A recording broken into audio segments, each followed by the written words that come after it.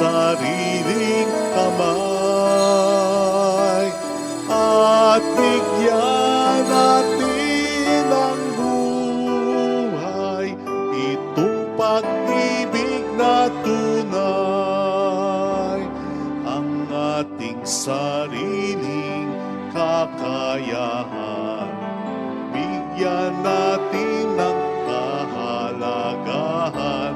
Ang ating sarili ay ating ilaan sa ating kapwa, sa kanyang kaunlaran. Kapwa nating ialay ating sariling kamay at bigyan natin ng buhay itong pag-ibig na tunay. Sa ngalan ng Ama at ng Anak at ng Espiritu Santo, Amen. sumainyo ang Panginoon At sumaiyo rin. upang tayo maging marapat sa banal na misang ito, halina't magsisimuna para sa ating mga kasalanan. Tayo pong lahat, inaamin ko sa makapangyarihang Diyos At sa inyo mga kapatid, na lubha akong nagkasala sa isip, sa salita at sa gawa, at sa aking pagkukulang. Kaya isinasamo ko sa mahal na Birheng Maria, sa lahat ng mga anghel at mga banal, at sa inyo mga kapatid, na ako'y panalangin sa Panginoong ating Diyos. Kaawaan tayo na mapagmahal na Diyos, patawarin sa ating mga sala, at patnubayan hanggang sa buhay na walang hanggan. Amen. Panginoon, kaawaan mo kami. Panginoon, kaawaan mo kami. Kristo, kaawaan mo kami. Kristo, kaawaan mo kami. Panginoon, kaawaan mo kami. Panginoon, kaawaan mo kami. Yumuko tayo, maaaring ibulong sa Panginoon ang ating intensyon. Dasal natin ang kaliwanagan ng konsensya ng mga namumuno sa ating bansa. Pagdasal natin ang mga may sakit, tulad ni Nanay Feli, kalusugan ni Yonsha, Alona, Teresita, Sister Terry, Sister Eva, Jerry, Rudy, Roger, Julie, Juliet, Amelie kita, kay Mario, Chris Aquino, Myla Fe. Manalangin tayo. Ama naming makapangyarihan, ang sinimulan naming kusang pagkapakasakit ay subaybayan mo ng iyong pagkamalasakit upang ang pinagtitiisan ng aming katawan ay maisaloob namin at maganap ng may katapatan. Sa pamamagitan ni Jesucristo, kasama ng Espiritu Santo, magpasa walang hanggan. Amen.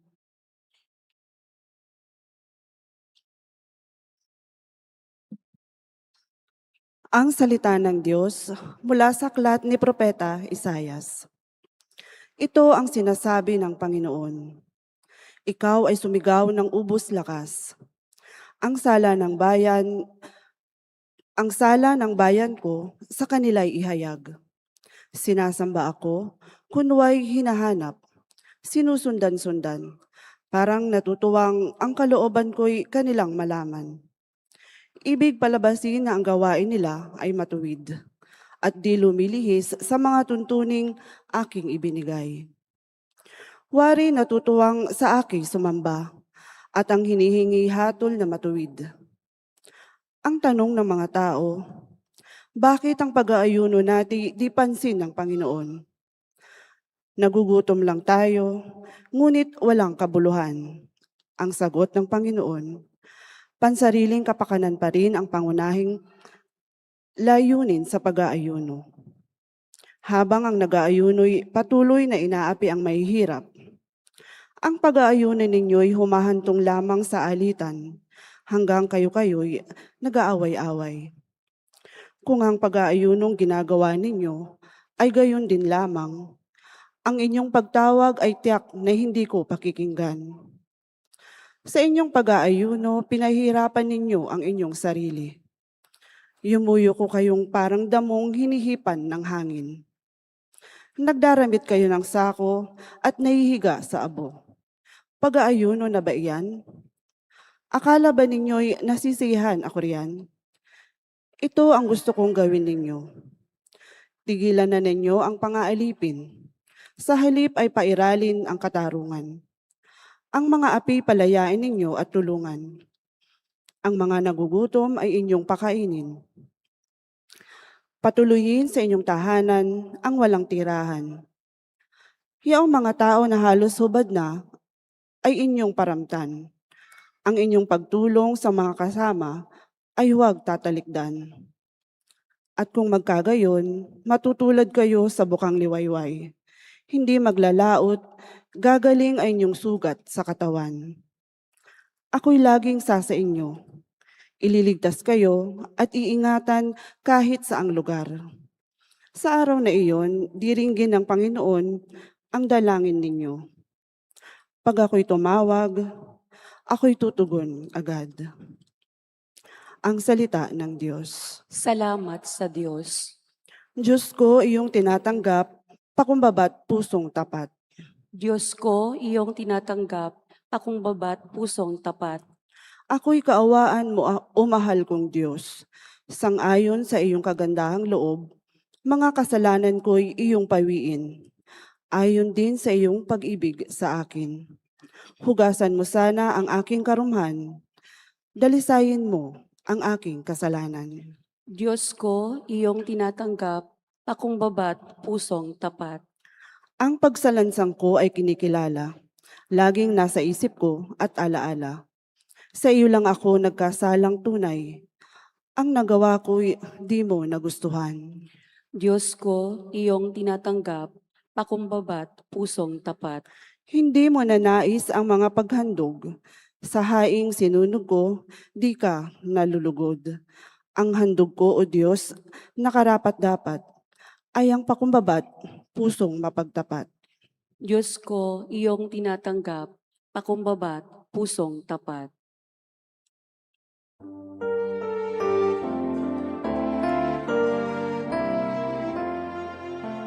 Di ba't sadyang may kapang sarili, dapat hainan ng pagsisilbi at mamangha, ligaya'y dadalisay pag sa kapagbuhay mo ay naalay. Bawat galing gamitin sa paglingap, laging damhin kung may naghihirap. At tandaan, ganyang pagmamahalan, unang-unang atas ng kabanalan. Sumainyo ang Panginoon. At sumaiyo rin. Ang mabuting balita po ng Panginoon ayon kay San Mateo. Papuri sa iyo, Panginoon. Noong panahong yon, lumapit kay Jesus ang mga alagad ni Juan Bautista at ang wika, "Malimit kaming mag-ayuno, gayon din ang mga Pariseo. Bakit po hindi nag-aayuno ang iyong mga alagad?" Sumagot siya, "Maaari bang magdalamhati ang mga panauhin sa kasalan habang kasama nila ang lalaking kinasal? Kapag wala na siya, saka pa lamang sila mag-aayuno." Mga kapatid, ang mabuting balita ng Panginoon. Pinupuri ka namin, Panginoong Heso Kristo. Welcome sa Our Lady of Lazaret Quasay Parish kung saan ayos lang pong umiyak at samahan tayo ng mahal na ina sa pag-iyak at sa pagdarasal upang maging maayos ang lahat. Narinig po natin sa ating Ebanghelyo ang pagtatanong ng mga alagad ni Juan Bautista kay Kristo. Ulitin po natin ang naging tanong. Malimit kaming mag-ayuno. Gayon din ang mga Pariseo. Bakit po hindi nag-aayuno ang iyong mga alagad? Inulit ko po yung tanong para sana'y mag-gets ninyo yung gusto kong ipunto na sa palagay ko, hindi inosenteng tanong ito na nanghihingi lang ng sagot sa tanong o ng impormasyon. I do believe may mali siya yung tanong. May mali siya ng pagmamataas, pagkairita, at pagkukumpara. Una, pagmamataas. Alam po nyo kasi, hindi biro dati ang pag-aayuno. Ngayon, minsan parang nagiging biro o wala na lang sa iba. Halimbawa, yung pagliban sa pagkain, binabawi sa ibang time slot ng pagkain. Hindi kakain ng tanghalian, pero dodoblehin ang banat sa hapunan. O kaya mag-a-abstain nga sa karne. Pero ang babanata naman, ang sarap na salad, ang sarap na isda. Mas masarap pang dihamak, mas mahal pang, mas marami pang dihamak kesa sa karne na give up. At yung obligasyon na Ash Wednesday na lang at Good Friday na lang, nakakaligtaan pa natin o minsan sadya pa nating pinagpapaliban. So parang nagiging biro na lang. But not during the time of Jesus. Fasting was truly a sacrifice. Sakripisyo talaga. At regular na ginagawa, ha? Kaya mahirap eh. Therefore, pwede, dahil mahirap ito, feeling ng mga alagad ni Juan Bautista, elite sila, at tulad ng mga Pariseo. Hindi malayong naisip nila na dahil napakahirap ng pag-aayuno pero ginagawa nila, iba na sila, mas angat na sila sa iba. Baka nga naisip na rin nila yung iniisip ng mga Pariseo na banal sila at marumi ang iba. Pagmamataas. Nandun din yung pagkairita. Kasi nga mahirap mag-ayuno eh. Na para bang, bakit kami nag-aayuno? Bakit yung mga disipulo? Hindi. Dapat damay-damay tayo. Parang hindi sila nag-enjoy sa ginagawa nila. Kasi kung nag-enjoy sila, hindi nila impose sa iba, encourage nila sa iba. Actually, yung pag-encourage sa iba ng isang bagay na ine-enjoy mo, hindi mo na kinakailangan sabihin sa salita. Makikita yan sa gawa. Makikita sa disposition mo. Kung masaya ka sa ginagawa mo, maingganyo mo yung iba. Mukhang hindi sila masaya sa pag-aayuno nila. At ikatlo, nandun yung pagkukumpara. Na dahil nag-aayuno sila, yung mga alagad ni Kristo hindi, ang tingin nila sa mga hindi nag-aayuno, nasa baba na.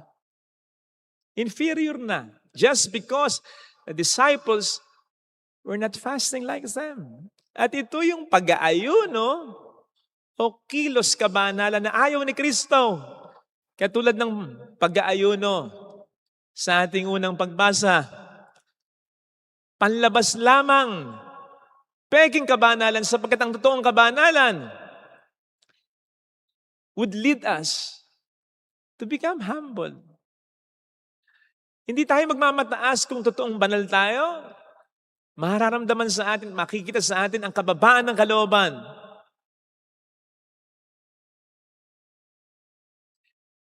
Ang totoong banal, masaya sa ginagawa niya. Kahit nahirapan siya.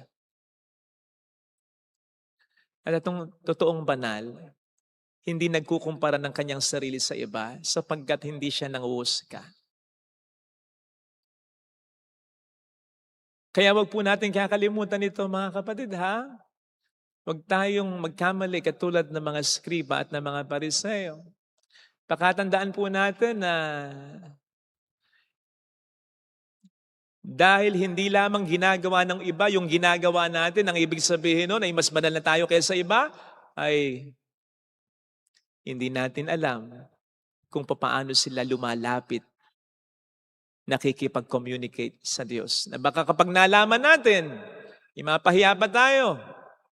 Kasi mas malapit pala sila sa Diyos. Katulad ng sitwasyon ngayon sa Ebanghelyo, nag-aayuno ang tao para mapalapit sa Diyos. Sa paghusga ng mga alagad ni Juan Bautista, parang sila yung malapit sa Diyos. Pero ang totoo, sino malapit sa Diyos? Ang mga disipulo. Sapagkat kasama nila, literally, si Jesus. Kaya wag tayong agad na manghuhusga na just because tayo nagro-rosaryo, yung iba hindi. Tayo nagpupurisyon, yung iba hindi. Tayo nagsisimba, yung iba hindi. Mas mabuti na tayo kaysa sa iba.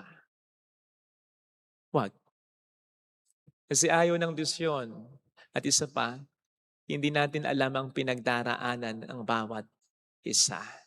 Besides, God has different ways in dealing with each and every one of us. Sapagkat magkakaiba tayo eh.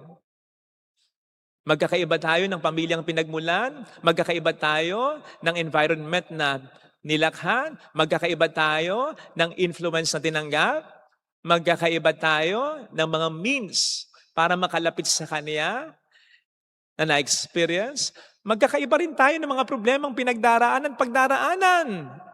Isa pa, God also has His own timing for each and everyone. So just because feeling natin tayo yung nauuna na lumalapit sa Diyos, hindi na rin gumagawa ang Diyos ng paraan para ang iba'y malapit sa Kanya. O hindi na rin gumagawa yung iba na malapit sa Diyos talaga. Of course, hindi naman po ibig sabihin nito na wag na tayo magpaalala sa iba na gawin ang tama, na iwaksi ang kamalian. But let us not do this in a very self-righteous way. Tandaan natin kung ano yung sasabihin natin, kasing halaga nito yung paraan at yung timing ng pagkasabi natin. If we will say it offensively, of course, that will be taken defensively.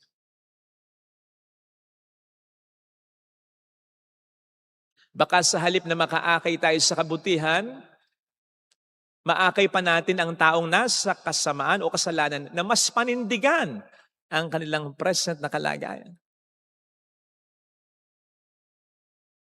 O tingnan po ninyo yung nakaraang eleksyon kung bakit tayo dito rin humantong.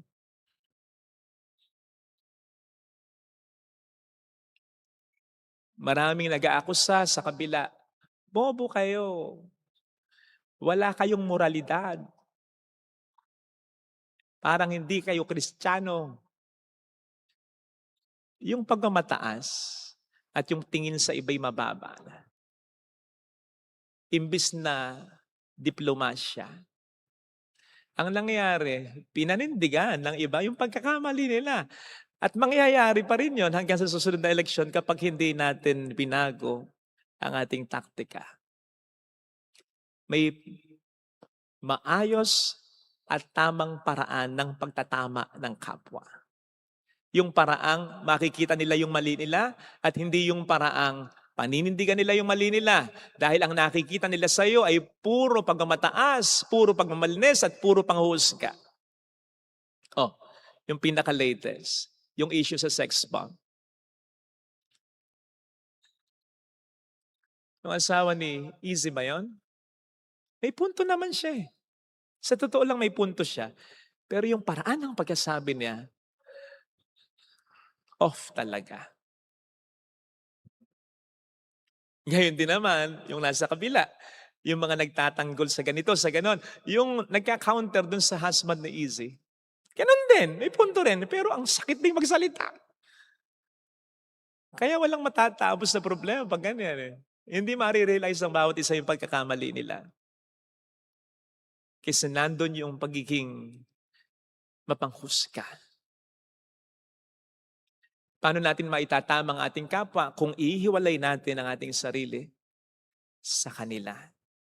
Huwag sana. Sayang yung pagkakataon.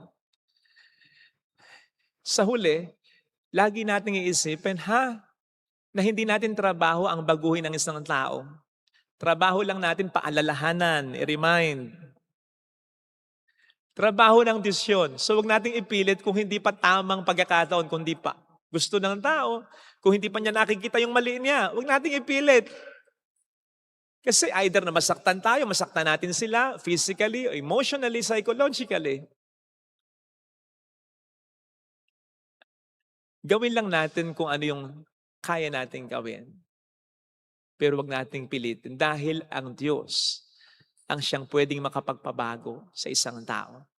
Hindi tayo. Pakatandaan natin kung gusto nating magbago ang isang tao, mas gusto ng Diyos. At hindi lamang ikaw ang paraan upang mabago siya. Pero yung paraan na manggagaling sa iyo, huwag mo sasayangin. Huwag sa paraan ng pagkamataas, pagkairita at pagkukumpara. Ito sana ang hilingin nating biyaya sa ating banal na misa. Amen. Ilagay natin ang ating kanang kamay sa tapat ng ating puso.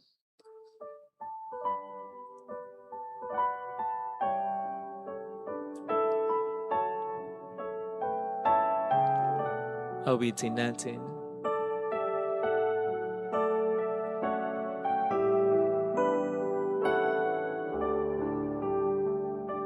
Alam kong may magagawa ang Diyos. Alam kong may magagawa Walang imposible sa Kanya. ang Diyos. Alam kong may magagawa ang Diyos.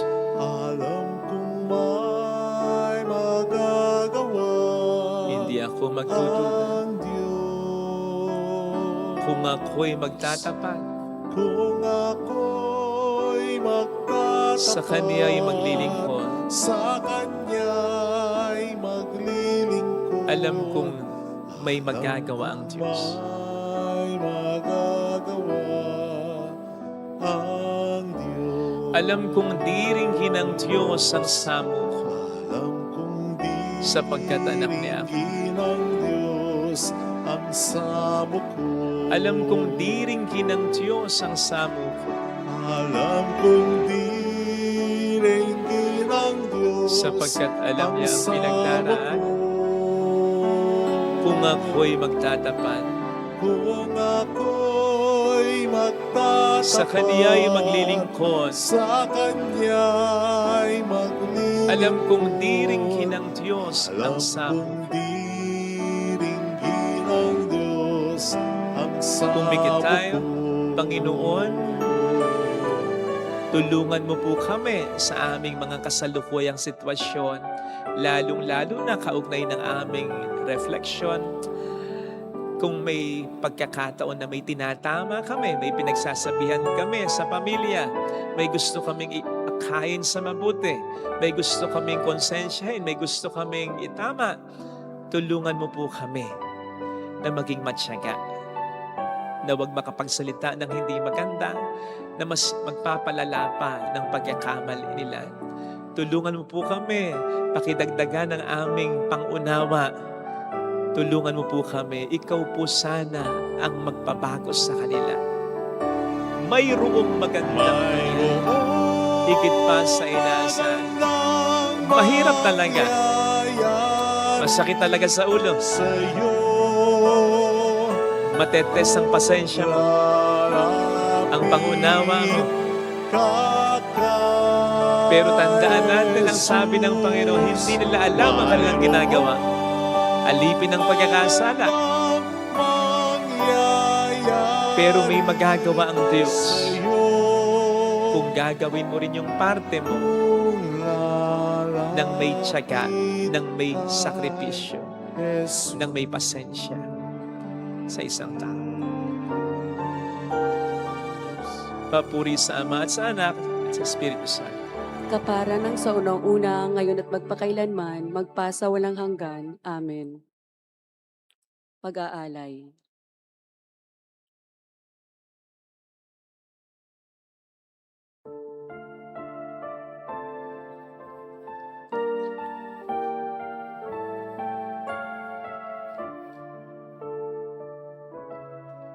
Bago ako't sa wakas wakas matulad sa'yo.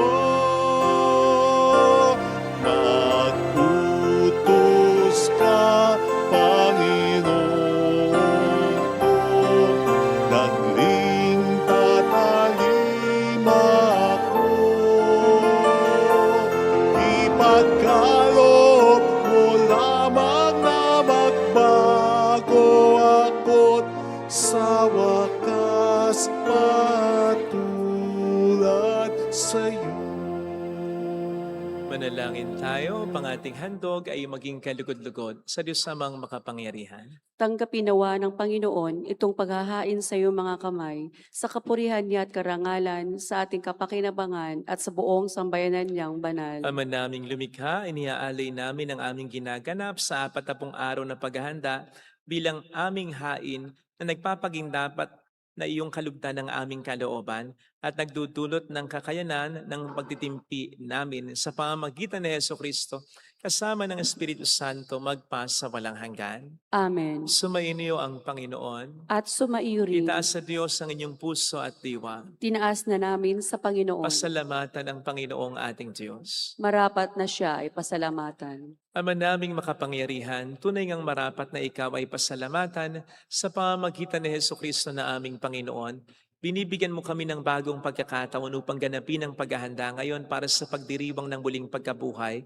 Kaisa ng iyong anak na minamahal aming inilalaan, panahon, talino't yaman, para ganapin ang iyong kalooban ng kapwa-tao'y lubos na damayan.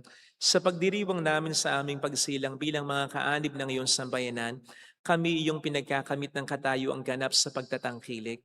Kaya kaisa ng mga anghel na nagsisiawit ng papuri sa iyo ng walang humpay sa kalangitan, kami nagbubunyi sa iyong kadakilaan. Santo, Santo, Santo, Panginoong Diyos na mga hukbo, napupuno ang langit at lupa ng kadakilaan mo. Hosana sa kaitaasan, pinagpala ang naparirito sa ngalan ng Panginoon. Hosana sa kaitaasan. Ama naming banal, ikaw po ang bukhal ng tanang kabanalan. Kaya't sa pamamagitan ng iyong Espiritu gawin mong banal ang mga kaloob na ito, upang para sa amin ay maging katawan at dugo ng aming Panginoong Hesukristo. Bago niya pinagtiis ang kusang loob na maging handog, kinawakan niya ang tinapay, pinasalamatan kaniya, pinagati-hati niya iyon. Niabot sa kaniyang mga alagad at sinabi, "Tanggapin ninyong lahat ito at kanin. Ito ang aking katawan na iahandog para sa inyo."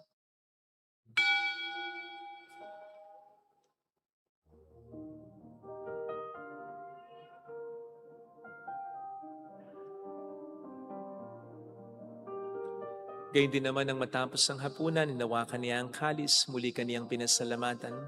Iniabot niya ang kalis sa kaniyang mga alagad at sinabi, "Tanggapin ninyong lahat ito at inumin. Ito ang kalis ng aking dugo ng bago't walang hanggang tipan.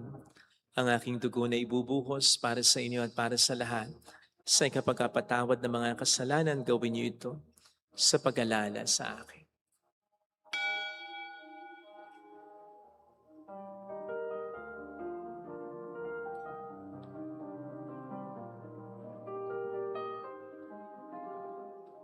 Ipagbunyi natin ang misteryo ng ating pananampalataya. Si Kristo'y namatay, si Kristo'y nabuhay, si Kristo'y babalik sa wakas ng panahon. Ama, ginagawa namin ngayon ang pag-alaala sa pagkamatay at muling pagkabuhay ng iyong anak. Kaya inialay namin sa iyo ang tinapay ng buhay at ang kalis ng kaligtasan. Kami po ay nagpapasalamat dahil kami yung minarapat na tumayo sa harap mo para maglingkod sa iyo. Sinasamo namin kami na magsasalo sa katawan at dugo ni Kristo ay mabuklod sa pagkakaisa sa pamamagitan ng Espiritu Santo. Ama, lingapin mo ang iyong simbahang laganap sa buong daigdig. Puspusin mo kami sa pag-ibig. Kaisa, ni Leon na aming Papa, ni Janice na aming Obispo, at ang Tanang Kaparian. Alalahanin mo ang mga kapatid naming nahimlay nang may pag-asang sila'y muling mabubuhay, lalo ng aming mga ipagdarasal. Saglit nating pagdasal ang ating mga kakilalang yumao.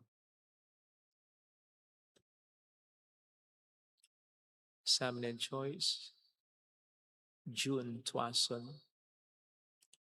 Louis, Emer, Michaela Arsenio Serio, Silito Persica Odiosa, Dionga Maria Jose Relito Erickson, Coring,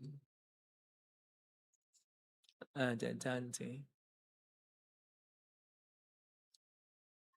Oreo Isca, Benjamin Nelly, Alfredo Marcrique, Sally, Rodolfo, gayon din ng lahat ng mga pumanaw, Elsie.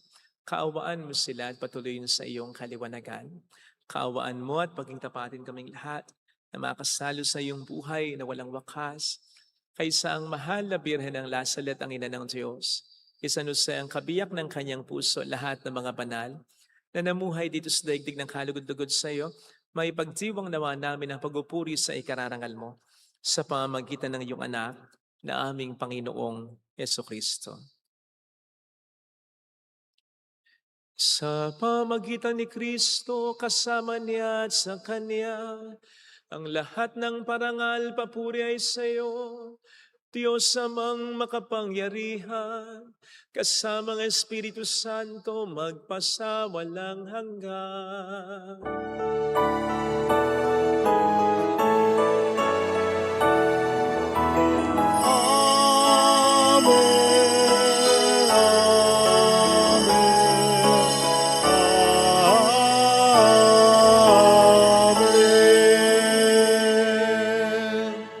Tumawag tayo sa ating Ama.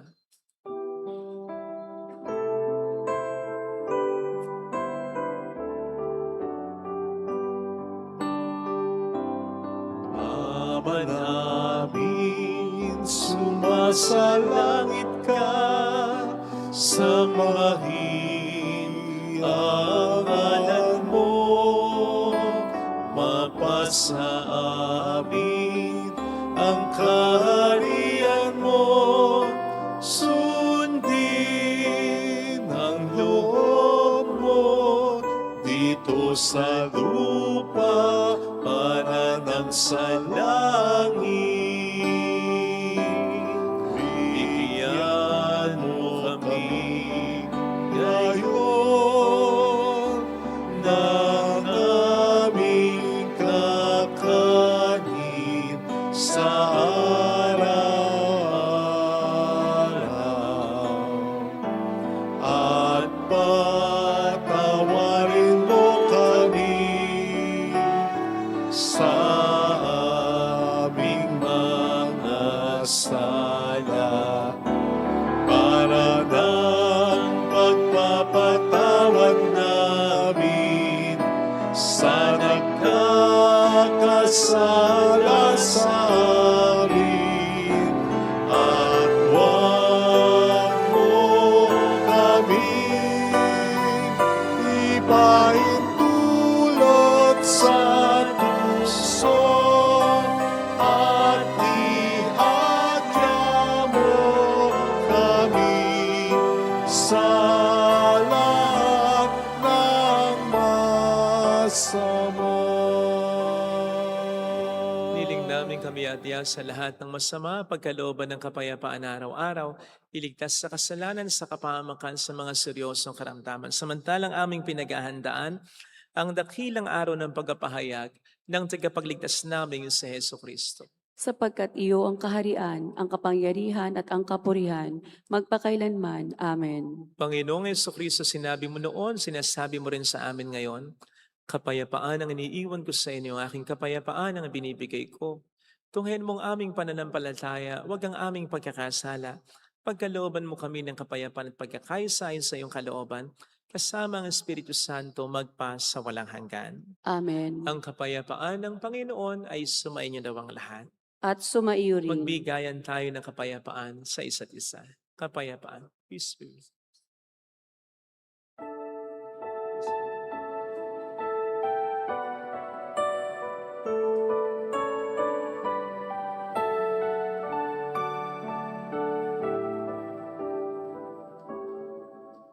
Kordero ng Diyos na nag-alis ng mga kasalanan ng sanlibutan, maawa ka sa amin. Kordero ng Diyos na nag-alis ng mga kasalanan ng sanlibutan. Maawa ka sa amin. Agnus Dei qui tollis peccata mundi, dona nobis pacem, dona nobis pacem, dona nobis pacem.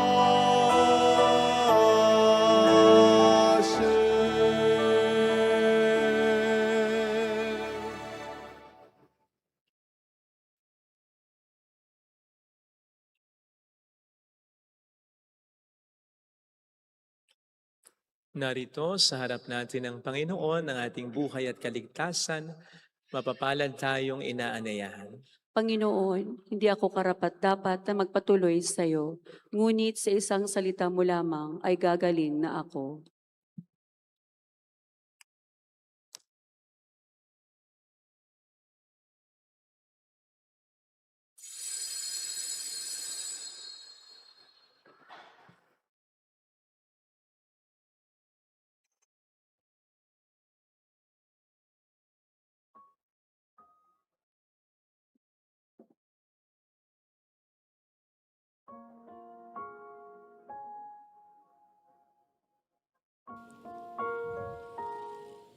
Panalangin para sa espiritual na pakikinabang.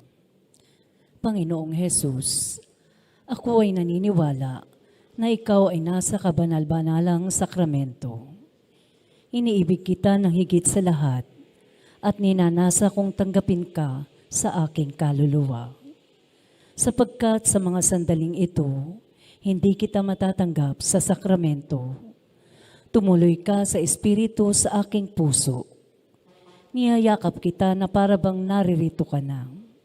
Inaalay ko ng buong buo ang aking sarili sa iyo. Huwag mong hayaang mawalay ako sa iyo. Amen.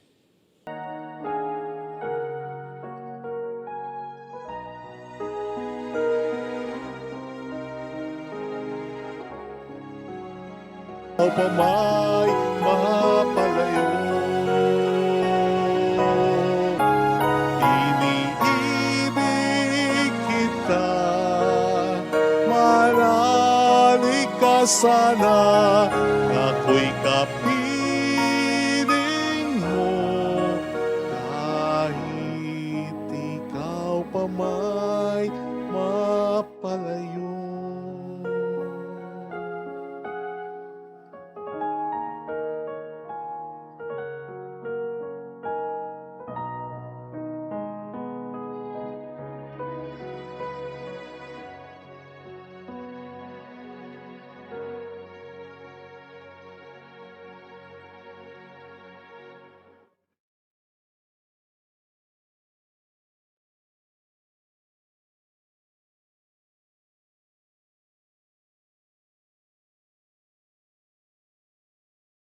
Manalangin tayo. Ama naming mapagmahal, ang pakikinabang namin sa pagdiriwang na ito ay magdulot nawa ng kapatawaran sa aming kasalanan upang kami maging marapat sa iyong mapagpagaling na kabutihan sa pamamagitan ni Jesucristo kasama ang Espiritu Santo magpasa walang hanggan. Amen. Holy God, Holy Mighty One, Holy Immortal One. Have mercy on us and on the whole world. Holy God, Holy Mighty One, Holy Immortal One. Have mercy on us and on the whole world. Holy God, Holy Mighty One, Holy Immortal One. Have mercy on us and on the whole world. Jesus, King of Mercy, We trust in you. Alalahanin, o mahal na Birhen ng Lasalet, Ina ng pag-asa, ikaw ang nagpaalala sa aming magbalik loob sa Ama. Ito ang nagpapatunay na ang kagandahang loob mo'y nanatiling busilak. Sa pag-aaruga mo sa amin, tungkulin mo'y tinupad. Sa paanan ni Kristo'y itinuring mo kaming mga tunay mong anak. Kaya ninais mong nihisay, huwag mapahamak. Maging sa iyong walang tigil na pananalangin, pati luhay pumatak. Huwag namang mawala ng saysay ang iyong paghihirap. Hiling nawa namin sa iyo, o aming inang liyag, na matapos ang pakikibaka namin sa mundong ito, at sa pananatili naming tapat kay Kristo, sa kapurihan mo'y makibahagi kaming ganap, upang kung nasaan ka ngayon ay maparoon din kaming lahat, at ang kaganapan ng kalwalhatian ng Diyos Amay tuluyang matupad. Siya nawa. Mahal na Birhen ng Lasalet, tagapagkasundo ng mga makasalanan. Ipanalangin mong walang patid kaming mga dumudulog sa iyo. Marami pong salamat sa inyong pakikisa at sa mga tulong na binibigay po ninyo. Very soon, yung update po ng ating mga pinapagawang chapels. Marami pong salamat sa inyong kabutihan. Sumainyo ang Panginoon. At sumaiyo rin. Paalala, walang papalakpak pagkatapos ng misa. Pagpalain kayo kasama ang ating pamilya ng mapagmahal na Diyos, ng Ama at ng Anak, ng Espiritu Santo.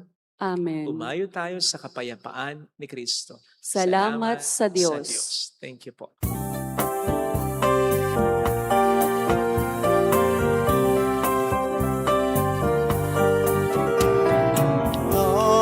Aming iniaalay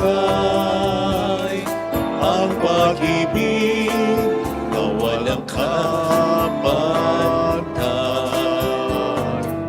Okay, sarap mabuhay kung may nagmamahal. Pagmamahal ang tunay at laging darisay. Ang Birhen kong umibig ay walang sintamis. Pagsintang sa kalinis, sa'yo hanggang langit. O Birhen, Birheng mahal, sa awit at sa dasal